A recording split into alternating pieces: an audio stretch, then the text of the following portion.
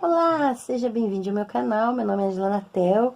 Vamos para a leitura da semana e eu quero ler um trecho a pedidos do Pai Hermes de Xangô desse livro aqui que eu ganhei de presente do Leonel Guilherme da livraria Vozes. O livro é do Frei Volney e eu agradeço também o Frei Volney porque ele me mandou autografado, ele autografou o livro para o Leonel me entregar. Então, quero ler um trecho desse livro aqui, Candomblé, Formação e Compreensão Religiosa de uma Tradição Afro-Brasileira. O trecho que fala da catolização forçada dos escravos. Era evidente que a única religião permitida no Brasil colônia era o catolicismo. Ser português significava, sem exceção, ser católico. Outra possibilidade não estava à disposição. Esta pertença religiosa foi transferida para os escravos que não estavam, porém, na mesma situação cultural que os portugueses já cristianizados há séculos. Também não foi tentado, tirando poucas exceções, criar condições para uma cristianização dos africanos no Brasil. A conversão era simplesmente obrigatória, se é que podemos falar de conversão, e esta se resumia ao batismo. E esse não era acompanhado de qualquer catequização. O máximo que se fazia era ensinar os escravos o comportamento correto durante a missa ou algum ato religioso, bem como o uso de expressões católicas usadas no dia a dia, como louvado seja nosso Senhor Jesus Cristo, para sempre seja louvado. As autoridades civis e religiosas tinham alguma preocupação com a fé dos escravos.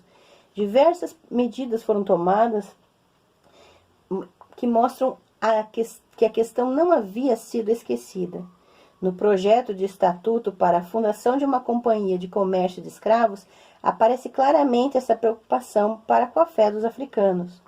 Será tomado maior cuidado para recrutar capelães para os navios e as feitorias, que são os padres cheios de amor e de caridade ao próximo, mesmo se, para obtê-los, deva-se-lhes oferecer os maiores emolumentos.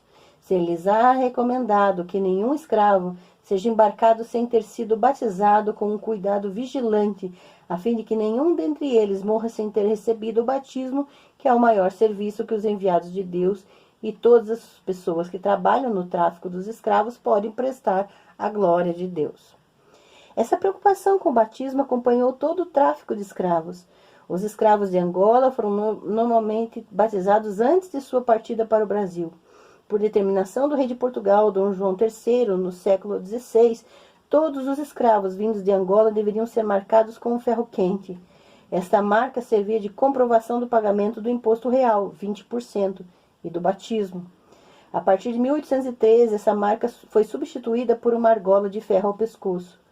Uma lei de 1756 obrigava todos os navios do tráfico de escravos a ter um capelão a bordo. Este capelão deveria dar catequese aos africanos e batizá-los em caso de perigo de vida, de modo que nenhum pagão pisasse em solo brasileiro. Para escravos advindos de outras regiões da África, havia um prazo de 1 ano após a sua chegada ao Brasil para serem batizados. Aos proprietários que não providenciassem o batismo, a ameaça da prisão por 30 dias e multa. O batismo era, pois, uma obrigação imposta pelo Estado. Os escravos não batizados no prazo determinado poderiam ser declarados propriedades do Estado. Esta legislação complementar fazia com que o proprietário que não batizasse o escravo por convicção deveria fazê-lo por motivo econômico. A preocupação das autoridades com o batismo dos africanos não é a expressão de piedade dos que dirigem o Estado. A Igreja Católica era a única e estatal organização religiosa e, com isso, era parte do Estado, cabendo à direção do Estado prover pela Igreja. O rei João de Portugal recebera para sempre o título hereditário de Grão-Mestre da Ordem de Cristo, do Papa, no ano de 1551. Com isso, o rei era responsável pela expansão da fé, nomeações de bispos, administração dos bens eclesiais e supervisão dos tribunais eclesiásticos, a chamada Lei do Padroado. Apesar desta grande preocupação com o batismo dos escravos africanos, a preocupação com a fé dos mesmos ficou aquém das possibilidades de então. Quando observamos os meios e as forças colocadas à disposição da missão dos índios, como, por exemplo, centros de missão, escolas, reduções, catequese, números de missionários, etc., fica claro que a missão dos africanos no Brasil recebeu menos atenção e dedicação. A missão era fortemente marcada pela adaptação dos africanos ao sistema religioso. Tentava-se ensinar dentro das possibilidades as formas rituais. A vida na colônia era ritmada pelo catolicismo, tanto no dia a dia como no seu calendário anual. A este catolicismo adaptaram-se ou foram adaptados os africanos, o que trazia também algumas vantagens aos escravos. Assim, eles foram poupados do trabalho pesado aos domingos e nos numerosos dias santos de guarda. Os escravos participavam também das grandes festas religiosas católicas, como Natal e Páscoa. Por outro lado, a religião servia também como meio de disciplina nas fazendas. Essa disciplina apoiava-se em duas colunas, o feitor e o capelão. Um controlava o trabalho com o chicote, o outro enfraquecia o espírito de resistência com a cruz. E esse trabalho do Frei Volney é muito necessário para se observar a forma de colonialismo imperialista que se deu no Brasil através da religião cristã, em princípio católica, mas também protestante. Então, essa obra vai trazer uma introdução à tradição religiosa do candomblé no Brasil, sob uma perspectiva católica. É importante lembrar disso. E considero também uma leitura necessária para que possamos construir críticas e que venham a abrir um diálogo importante nos dias de tanta intolerância religiosa.